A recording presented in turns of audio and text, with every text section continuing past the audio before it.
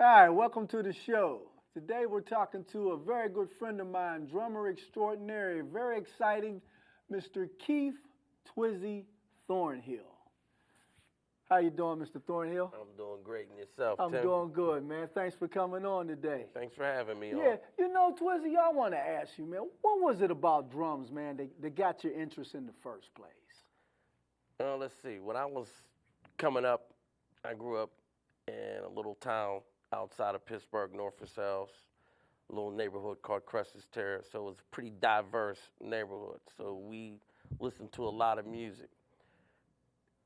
Around about 1965, 64, the Beatles was like the biggest thing, right? Everybody watched Ed Sullivan. First time I seen Ringo Starr, all the women screaming. At about 8 or 9 years old, I was like, that's what I want to do. Okay. That's how it started. So Ringo Starr got that spark, yeah, huh? yeah. Well, was it Ringo Starr or was it the girls hollering at Ringo Starr? It was probably the girls hollering yeah, it at was Ringo. the girls. So you say you were about 8 years old? I was about 8 or 9 years old. Okay. Yeah. Well, do you remember the first time you actually hit a drum? I mean, Yeah, I had a cousin, and my cousin, I had a cousin that was like, you know how you grew up, you have that older favorite cousin. He happened to play drums. He was an awesome drummer. His name was Billy Watson. Played with folks like back in the day, he was Phyllis Hyman's drummer for a few years. Yeah. And I would come over his house for summers. He had this little red Rogers set. And that's the first drum I ever played, you know. And after that, it was just on. And I would come over every summer. And he was actually my first actual teacher. They actually really sat me down and showed me how to play. Yeah, yeah. Could you remember what that felt like, though? I mean, your first time you was actually hitting the drum. I mean, what that felt like for you? Well, considering up until that point, I'm banging my mother's pots and pans, so it felt real good. Right, yeah. You know. To actually be able to get a chance to hit a real drum. To see what an actual drum sounds like. Yeah, you know. yeah. Well, let me ask you this. A lot of people want to know, Twizzy, where did that name come from? All right, you went there. Ever since I was a little baby, my family called me. I had an aunt that I'm real close with even till this day. And I guess they try to tell me when I was a young kid, kind of like a hyper child. Okay. And they say he just would never be still. So he always like kind of twizzled and twisted around. They didn't want to call me. They didn't want to call me Twisty, so he kind of twizzles around. So they started calling me Twizzy, and it stuck all these years. Yeah, a very unique name, man, for a unique drummer, man. Matter of fact, do you mind if I call you Twizzy for the remainder of the show? Oh, absolutely. Appreciate it. We'll have it no other way. Okay. Now, let me ask you, did you play drums in school? Kind of yes, kind of no. When I was in junior high school, that's when I joined band in junior high school, and was like the beginner's band. At the time I was in high school, at the time I was in junior high school, I was already playing like, full drum set, because again, I'd been playing since I was 8 or 9 years old. By the time I was 11, 12, I was pretty advanced in my playing as far as playing by ear. When I went to band, and from my junior high school, and my band teacher, of course, to teach you how to read music, they're going to start you out as a beginner. And it's like a left, right. You're playing, read the quarter notes, and and doing that for an hour in class got pretty boring, and so it got very frustrating for me. So me and the band teacher kind of bumped heads. So, they kind of kicked me out the band. Okay. But it was kind of ironic because my music teacher, not my band teacher, but my music teacher, when he would direct his course and he would set up shows for the junior high, and he have his course doing shows, well, he was pretty hip. He played sax for Holiday House, backed up all like the hottest stars that ever came through Pittsburgh back in the day, for folks who remember the Holiday House. And so he did a lot of contemporary music with his course. So, but even though they kicked me out the band, nobody in the band could play a drum kit. They couldn't play a drum set. They could play snare drum or play bass drum or cymbals, read the chart, but they couldn't sit down and just play. So anytime they did a show, they'd have to call me out of class and come play the show. They wouldn't let me in the band, but I had to come play the show for the chorus. Right, right. Now you say, I mean, being that you were playing at that level on the drum set, I mean, how did you get to that level? I mean, did you play along with records? Did you practice every day? I mean, how did you get to that level?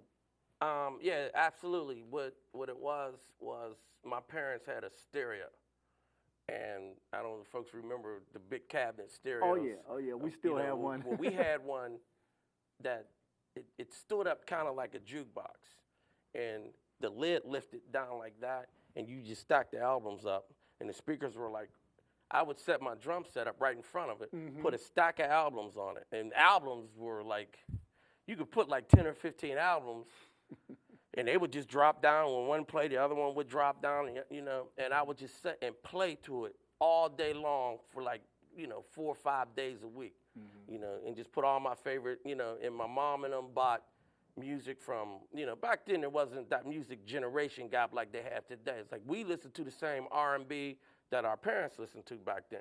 If they like James Brown, we like James Brown. If they like the Temptations, we like the Temptations. So, I would just put stacks of music on, all different types of music. Stevie Wonder, James Brown, Aretha Franklin, Lou Rawls, just, whatever they had, I'd put it on and just play to it all day long. So in other words, so your parents was pretty supportive of you. Oh, absolutely. It wasn't like, no, I don't want to hear that noise. They was pretty supportive of you. Yeah, my dad might have been a little too supportive, right? Really? My dad was a socialite back in the day, and he had a lot of friends. A lot of his friends owned bars. Back then, my dad did a lot of drinking, and he had a lot of drinking buddies and, frequented a lot of bars. I was about 12, 13 years old. Back then, you can drag your kid in the bar, right? Because your buddy on the bar. Sit your kid down, give him a Coke, give me, and there weren't no such thing as DJs. Right. Everywhere, if there wasn't nothing but an organist and a drummer, there was live music in all the neighborhood bars in Pittsburgh back then. All his buddy on the bars, he'd get a couple up in him. Let my son play. So he dragged me in and showed me off. Yeah. To all his brothers, and they had me sit in, So he was very supportive. Right.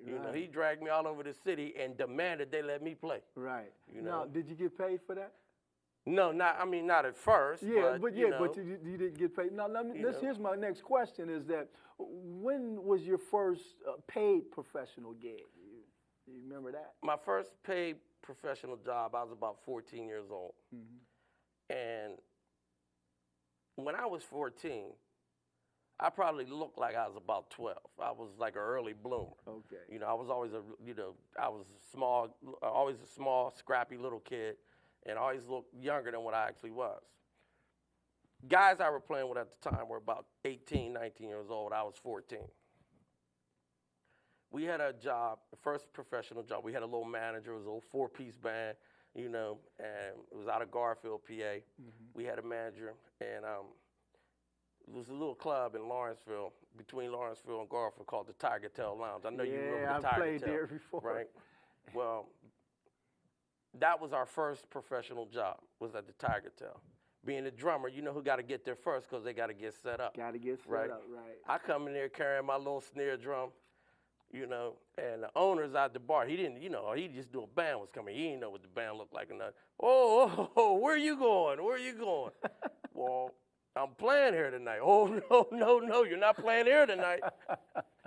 Yeah. And then, I said, well, I'm with, the name of the band was Generation of Soul. I said, well, I'm with the Generation of Soul, and our manager, it was Kurt Johnson was our manager. He said, this is where we're playing at. We're playing here tonight. So thank goodness Kurt came in not too long after that. Right. He had it all set out. The guys back, salty, and by the second set, they were throwing money at me. Okay. I mean, it was like, look at this little kid, they throwing money at the, but that was our first professional job, or my first professional job. Right. Yeah. So for the young and up and coming drummers that's watching, that practice that you said that you used to do, your practice regimen, it paid off. Oh yeah, it does. It always does. I mean, there's no replacement for practice. Right. And it's, and it's not it's not only the practice, but it's the musical influences. You know, when you're listening to that every day, and that type, and just the music, it influences you, it influences your lifestyle. I mean, certain artists that you really admire, you know, that's what develops how you want to be. It's like, I want to be a little bit like this guy, and a little bit like this guy, and a little bit like this guy, and it kind of develops your whole persona and your whole playing style. Right. Now, like Michael Jackson and myself, and I guess you included, well, we used to stay up late sometime to watch the master James Brown, Right. Watch the different groups and artists that come on the Ed Sullivan Show. Now, do you remember your first concert that you went to? James Brown was my first concert. But you remember your first concert that you went to? Yeah, actually I do. The first actual concert that I went to, I was about 8 years old. And my grandmother's next door neighbor was real close to our family. And the first concert I went to was down at Civic Arena, and it was to see Nat King Cole. Okay. That was my first concert I ever been to, was to see Nat King Cole. Now let me ask you this: when you went there, was you going to see Nat, or was you more like focusing on the drummer?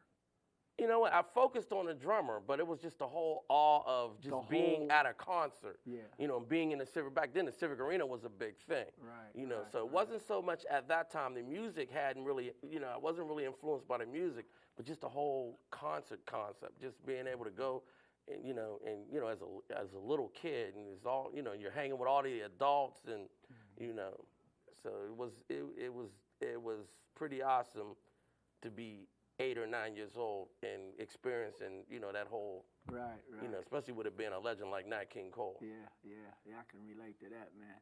Well, you know, I'm aware that you play a lot of different musical styles, and I was wondering if maybe you would like to demonstrate some for us. Sure, why not? Okay.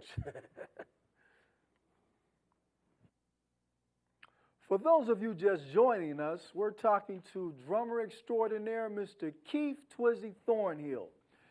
And our friends at Pianos and Stuff, Music and Sound, is giving you some drumsticks because they like to support the musicians, and we appreciate that. Well, hey, thanks. Yeah. And so we'd like to ask you, Mr. Thornhill, if you would demonstrate, because you're a funky dude, man. So could you bring us some of that funk? Give us a nice funk beat, please. Sure.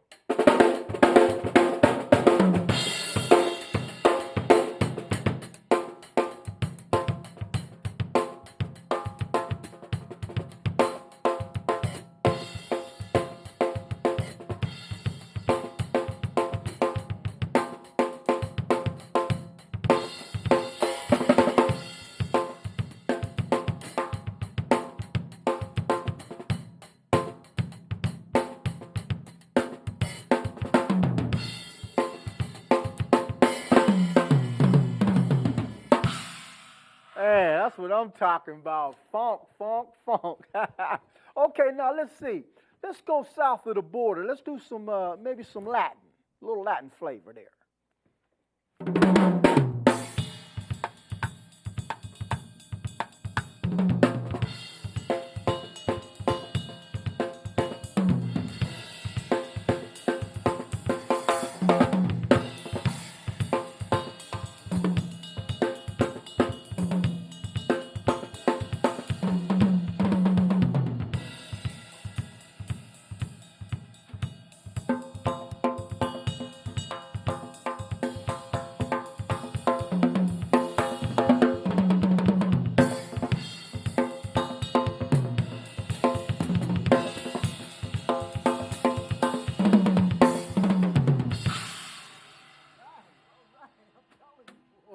Woo, smoking. Okay, what about just a little bossa nova?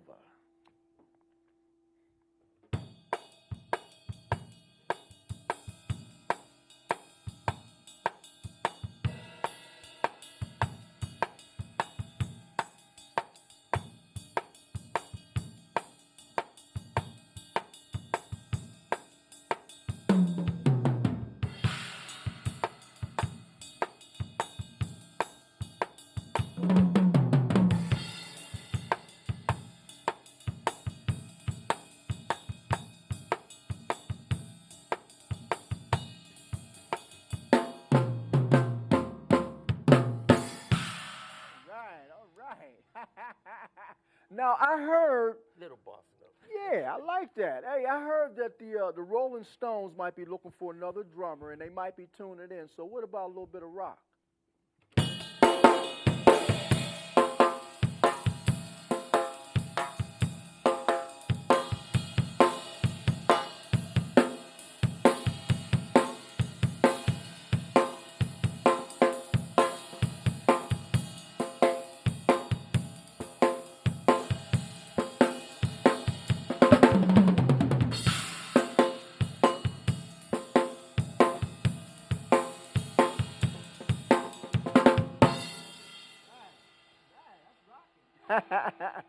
Now, you know Pittsburgh is known for jazz drummers. What about a little jazz?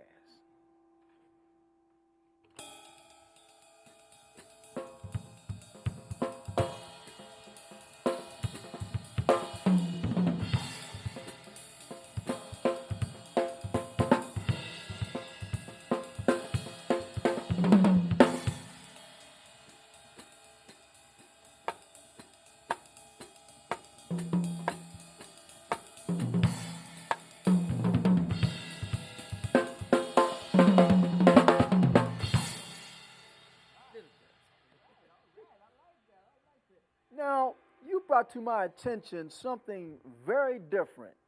Polka. All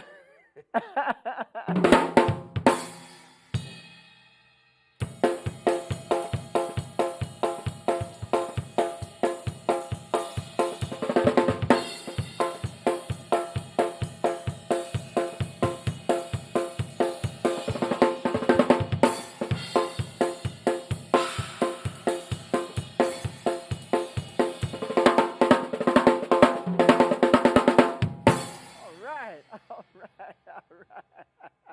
Give me some, man. I like that. I like that. Now, what about the Rastafarian man? A little bit of Rastafarian.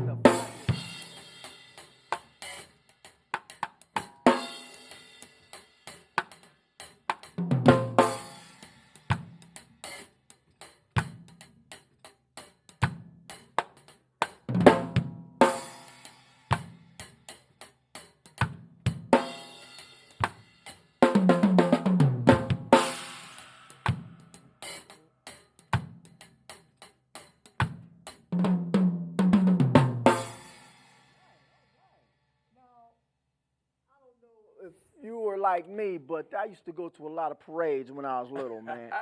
You know? And I was wondering maybe we can do a little marching thing together. Come on, let's do it. Okay, let's do this. Ready? On you.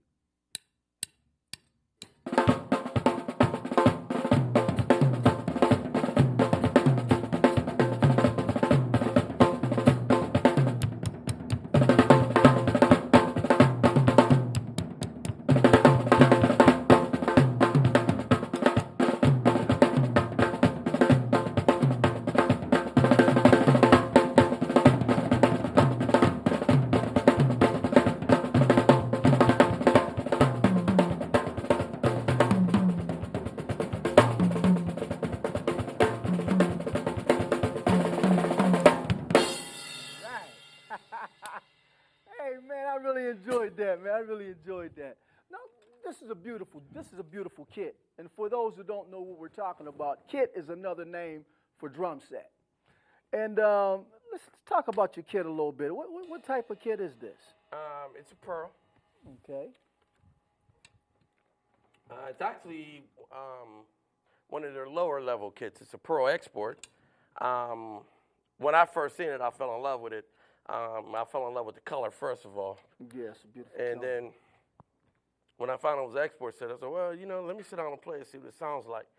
And at the time I got the kit, they were telling me, even though it was an export kit, it was a special line they were doing where they were doing like all their upper line, same wood as they were using in their upper line kit. So it's basically a mahogany shell. They're all free floating.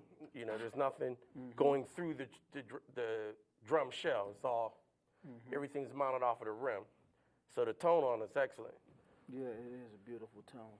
Is that your choice of wood shell? Is that your favorite? I really like birch. Birch was my favorite, but I'm starting to like this because this is pretty versatile. It pretty much gives me a lot of pretty much everything I want.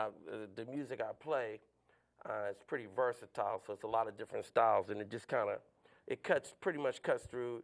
It gives me the warmth when I need the warmth, but it also gives me the brightness when I need the brightness. Okay. Now I noticed your snare. You got a snare. It looks a little thin there. What is that? What is that called? This is actually a piccolo snare drum. Piccolo. Yeah. Now the snare drum is a Mapex. It's from a company called Mapex. This shell happens to be solid bird's eye maple. It's a solid bird's eye maple shell.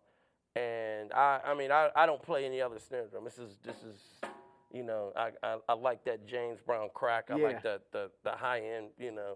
I like the way it cuts through. So it gives me everything I need. Right. Especially for the type of music I'm playing. And they sound beautiful. What is your tuning techniques? Do you have a tuning technique? I mean, some drummers just get on them, just play them. They really don't know much about how to tune a drum. Well, but I've seen you tuning. You was tuning your drums up before we were setting up and everything. And what do you listen for? Well, everybody has their own technique. My basic technique number one is just making sure that your lugs have equal pressure on all the tuning lugs. You always want the lower head, the bottom head. You always want that slightly higher than the top head. I don't use any tone control. The drums are all live. I don't believe in any tone control. I like the toms to breathe. Far as tonal, how I tune, a lot of drummers tune their drums in thirds. I tune mine in fifths. Okay.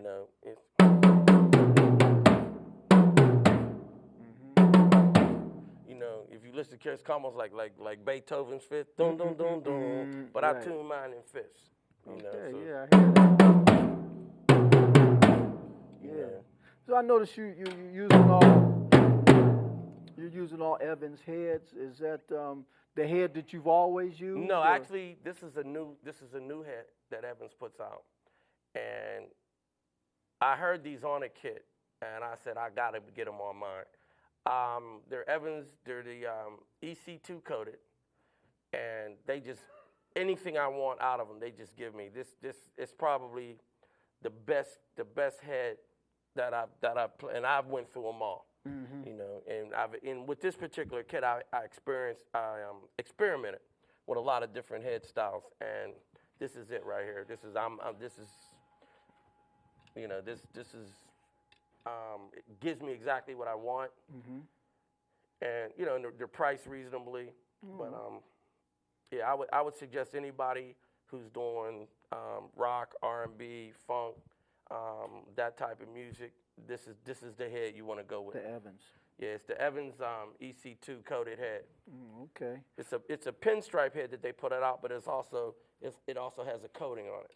Oh, okay. Now, what about your foot pedal? I noticed your foot pedal is a Tama pedal. Yeah, you know what? This pedal here, a lot of folks are getting into like the real heavy pedals, iron cobra.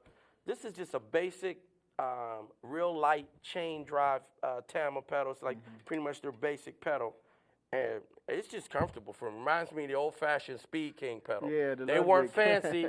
And you would have to probably went through about 8 of them because they weren't the sturdiest pedal, but they just felt so good. And it feels like an old Chuck Taylor All-Star. It's just it's just very, very comfortable and just very responsive. Oh, what about your hi-hat? Well, the hi-hat, it's a Pearl hi-hat. Oh, it's a Pearl hi-hat? Yeah, it's a Pearl hi-hat, yeah. Okay. It's been around a lot of years. Me and this hi-hat been together a lot. If that hi-hat could talk. It's been around a lot of years. Now, I was looking at your cymbals. I noticed Zildjian, but I also noticed pasty, paint, and there's an interesting one over there. Would you like to tell us about your cymbal configuration? Okay, yeah, this is a company out of China, out of Wuhan, China, and the company is called Wuhan, and they do all handmade hammered cymbals. They're very reasonably priced, and nice trashy sound on it. It's China. It's called a China type. My ride is it's a medium ride. It's a 20-inch Zelgin ride. I've had this for a lot of years, and it's been through a lot of work with me, a lot of gigs, a lot of road. I've probably had this cymbal probably 20 years. Is that right? And then I use a medium crash, 18-inch medium crash, and then I use a 16-inch medium crash. And this is a Wuhan splash. Yeah, that's and then the hi-hats. I could tell you a story about these hi-hats. Yeah. The hi-hats that I was using previously, I probably used for about 30 years. I probably beat them to death. I beat all the tone and resonance out of those. They were Zelgins, right? I'm in the store shopping for hi-hats.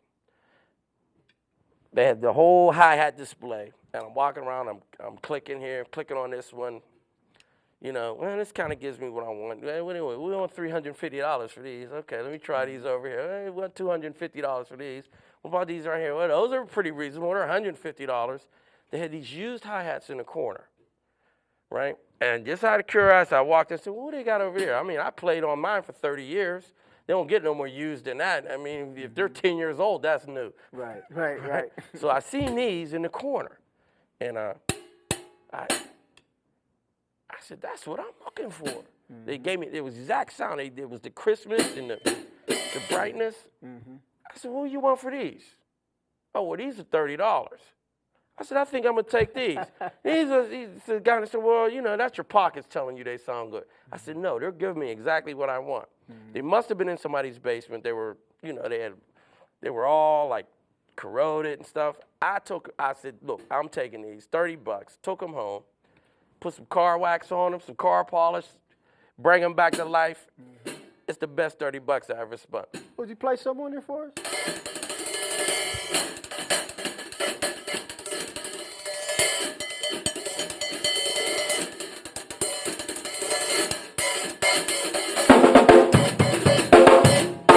Yeah. Now, I noticed that when you was doing that, you was getting some sounds out of the middle of the cymbal, out of the bell, too. You was utilizing that. Yeah, every once in a while. You know, it's different tones. Yeah. That's interesting. All right. Now, I noticed that when you was playing, you used like the match grip. Match grip. Yeah.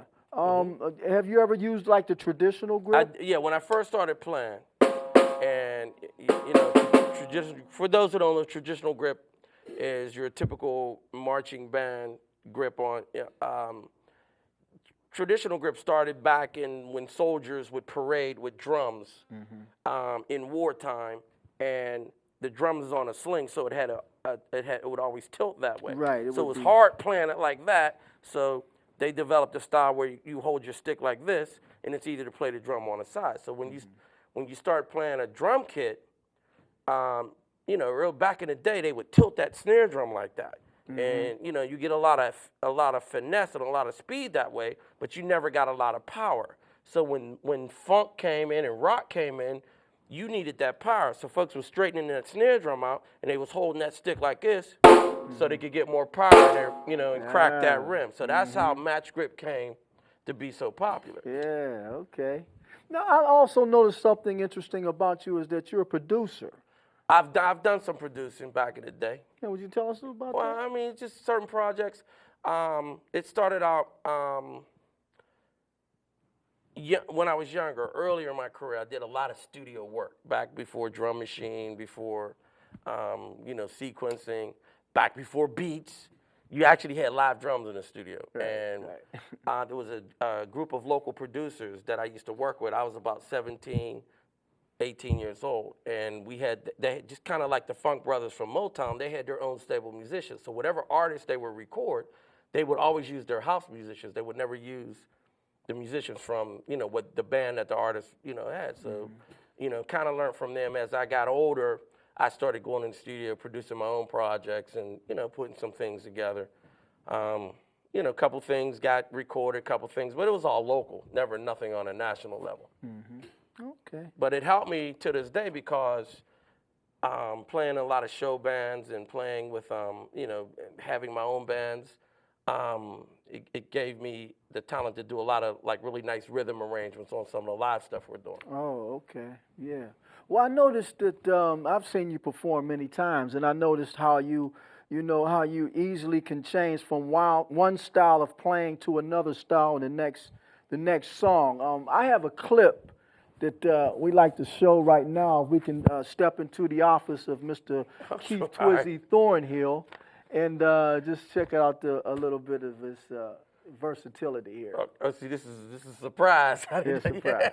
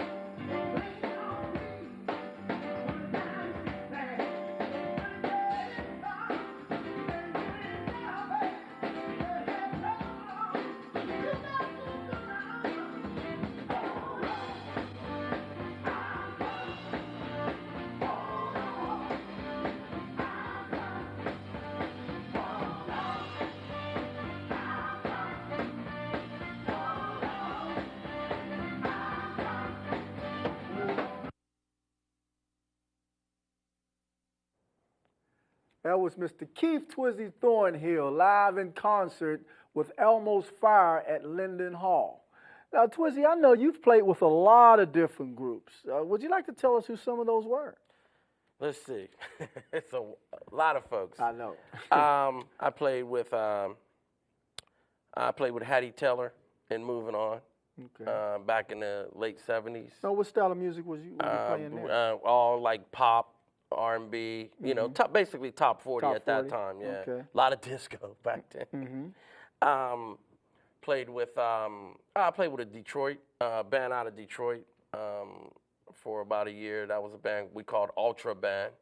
That was a real hot band. We actually was house band for a club that we followed Nita Baker's band in before she made it big. Oh, really? Yeah, so we're up there for a while. Played with another oldie show band called The Memories. Worked with them for about 9 years. Also played with Johnny Angel and the Halos. Played with them back in '89, '90. Yeah. For about a year. Worked with them. Currently, I'm working with Elmo's Fire, which is a band that started out as the Elmonics, and they were doing like a lot of 50s oldies, and we kind of stepped it up a notch, and we're doing more 60s soul, 70s dance, and even some early 80s stuff. Right. And out of that band, we also do a little side project called Smooth and Groove Band. Little love project that we do. We take about 4 people from Elmo's Fire, and we do some of the smaller venues. Right, right. So we're having a lot of fun with that. Let's see, who else? Well, there was a young lady who's a world-renowned singer, but goes by the name of Miss Dinah Washington. Oh, okay. All right. All right. Yeah, And her. these gents. How did I forget them? Actually, I was about 17 years old and went on the road with these guys. And a lot of the guys that were with these gents were Dinah Washington's backup singers. When they were with Dinah Washington, they were called D's Gents, DEE''S Gents. When she passed, they kept it going, but they changed their name to These Gents. That's how they got the name These Gents. So who was it? Was three of them, wasn't it? It was four of them, actually. Four of them? Yeah, it was Leroy Grammer. It was Wayne Walker. Wayne Walker. Richard Harris. And it was My big brother. Billy Herndon. Billy Herndon. Yeah, two of them, Billy Herndon and Wayne Walker, are no longer with us anymore. Right, exactly. But and they were a big influence. I mean, I was like 17, 18 years old, first time on the road. Yeah, what was that like for you? I mean, you know. You know what? It was fun times, but it was hard times. It was that first. We're going on the road, we're going to do this, we're going to do that. We get out there on the road, and it ain't nothing like they said it was going to be. So the limousines never showed up? Yeah, no limousines, no nothing, man. Living in the manager's house. And we were based out of Buffalo, New York at the time. Okay. And so we did a lot of upper state New York stuff, Rochester, Syracuse, a lot of clubs in Buffalo. And, it was an experience. Yeah. I would not trade it for anything in the world. Right. But it was nothing like what we thought. When we got on that bus to go, we just knew we made it. We're out of here. We're out of Pittsburgh. We pretty much told everybody, we're going by. See. Right. Yeah.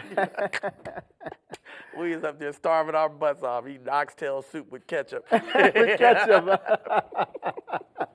That sounds like fun, man. I tell you, I want to ask you though, when you were coming up, when you first starting out and everything, who was like some of your influences, like as far as like drummers and groups and stuff like that? Who more or less like influenced you and inspired you? Well, you know what? A lot of local influences.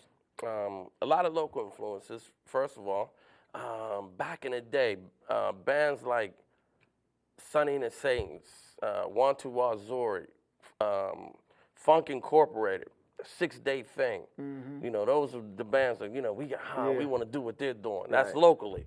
A lot of drummers local drummers that inspire me. People like Butch Jones, God rest his soul, Tommy Washington, Roger Humphreys.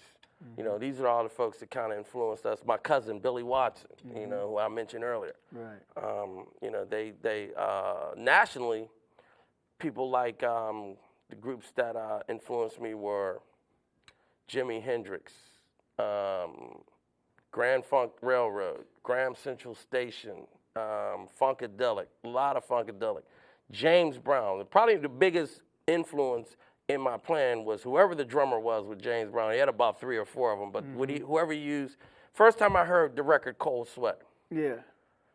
That was it for me. It was like, that's... Well, it was Clyde Stubblefield and Jabbo Sparks, Is that man. who it was? Them two cats Whoever was like did the main solo, cats, man. who did the solo on Cold Sweat? Yeah, I believe it was one of them two. Yeah, whoever did that solo on Cold Sweat, I was it. And then from that day on, if you were a drummer and you auditioned for a band, the first thing they said, well, you know the solo to Cold Sweat. If you couldn't play that solo, you ain't get the gig. Get the job. So those are some of my influences. I have a lot of musical influence. Like I said, I grew up in a diverse area, so I listen to everything from rock to R&B to blues to funk to to jazz. So a lot of good influences. Okay. Now I know you performed in a lot of different venues, a lot of different places. What are some of your more memorable places that you performed? As far as like concerts or any. Well, I think Detroit was pretty memorable. When we were doing, it was a bar up on the east side of Detroit called Cabaret Lounge. We were house band. I was probably in my early 20s. Actually, I think I was 21, 22 years old. And we just kind of ruled this house. All the little gangsters of the east side of Detroit was a pretty rough area at the time, but they loved us. And locally, there used to be a club. I guess the most memorable places, I used to have a band called Rocker. And at the time, we were one of the hottest bands in the city.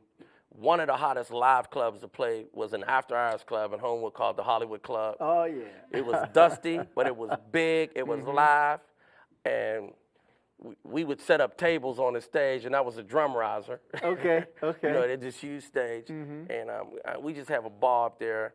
When I was with Johnny Angel and the Halos, one of my memorable jobs with them is we opened up for Three Dog Night at the Icy Light tent. Oh. You know, played for about 4,000 people. Yeah. You know, opened up for Sean Anna with them. You know, so you know, couple pretty memorable things. Yeah. With Almost Fire, the Linden Hall concerts, we opened up for Average White Band. Okay. One summer, we opened up for Peaches and Herb. You know, we opened just a lot of memorable stuff. Yeah. Now, I know you're a walking encyclopedia, man, as far as the local Pittsburgh music scene. I mean, he's gonna test me you, now. you be saying names like Carl's Court Kincaid, the Crazy Quill, the Islam Grotto.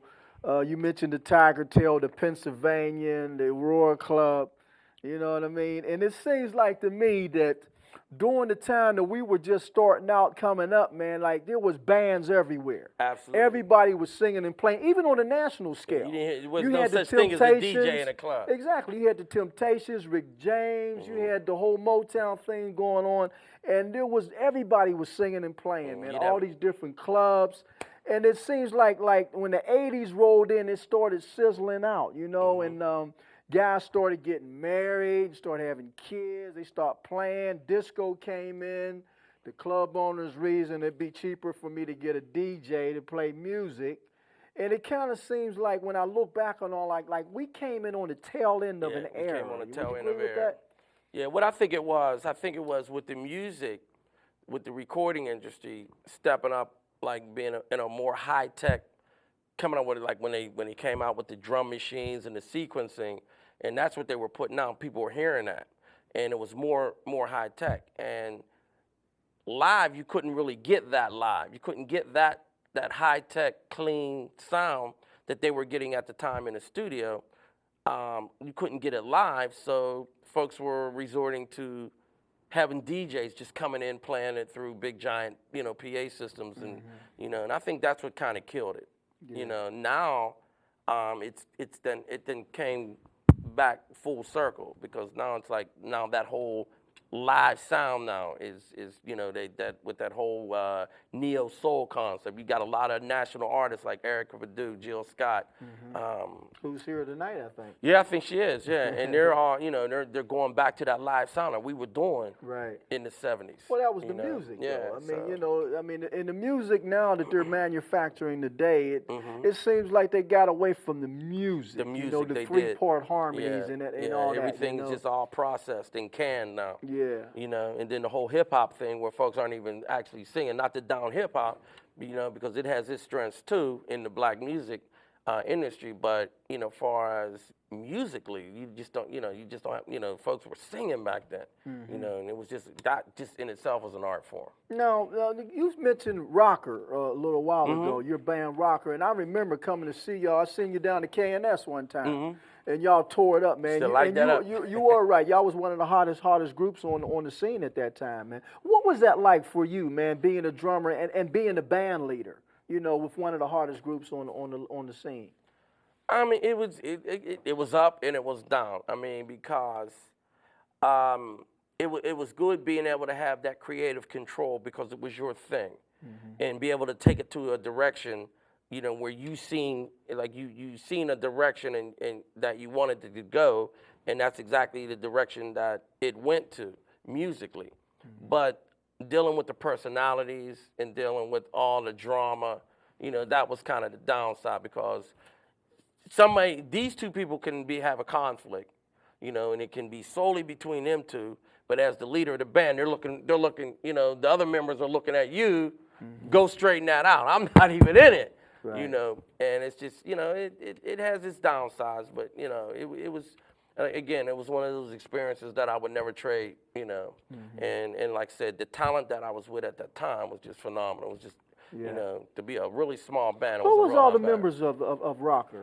The original members was a bass player named Lou Berry. We had Kurt Youngblood, who's Oh, a dear yeah. friend of mine. We played in so many bands together. Phenomenal Yeah, player. awesome guitar player and vocalist. He did vocals and played guitar. First one in the city, actually played with the Peter Frampton talk box. Oh, yeah? Is that right? He was the first one to use that, locally. And it was a keyboard player, a young lady named Sammy Blake, played keyboards. You know, first time in the city you actually see, you know, that's when female keyboard players were just coming out. Right. You know, you had Donna Davis just coming out. Okay. And, you know, Sammy came out and a couple other ones. And then, Lou Berry left the band. And then, we had a female vocalist named Joy Harvey, who probably at the time was the hottest female vocalist. She was, probably wow. one of the hottest female vocalists I've ever heard, period. Yeah, she was excellent. So she ended up leaving the band. Bass player Lou Berry left the band. We replaced him with an upstart Sean Holyfield. He was like 19 at the time. Sean Holyfield, yeah. He you used know. to play with my band, man, you know? Yep. Yeah. And then we replaced with Joy with Yolanda Barber, who's a very popular singer, you know. So and me and Yolanda go way back. Yeah. So that was So that was pretty much rocker. that was a bittersweet experience. It was for you, huh? bittersweet. It was bittersweet. Yeah. Now let's get back to the drums. Like when you do a drum solo, I mean, what do you do? Do you plan it out in your head ahead of time, or do you just as you go? Do you play as you go, or do you have it already pre-programmed what you're going to do, or how do you approach a drum solo? I play it as I go. Yeah. You know, I'm not really I'm a rhythmist. You know, my style is more of a rhythmist. I'm not a chop-oriented drummer, so I'm not like I'm not a drummer that sits down and just solos and, you know, so pretty much everything is feel. So whatever I feel at the time, if it fits and it's something I could do on that given day, because you know how that is. Yeah. You know, sometimes it's there, sometimes it's not there, you know, and it's just whatever flows out. You know, whatever flows out, and I listen and just try to put it all together as it's coming out. Well, I tell you what, man, I really enjoyed you, brother. Well, hey, I enjoyed you. I enjoyed being Yeah, I've been enjoying your drumming, man, for many decades. And you know yours. what I mean? Yeah. And like, I just want to ask you one question. Would you take us home? Sure. Ladies and gentlemen, Mr. Keith Twizzy Thornhill.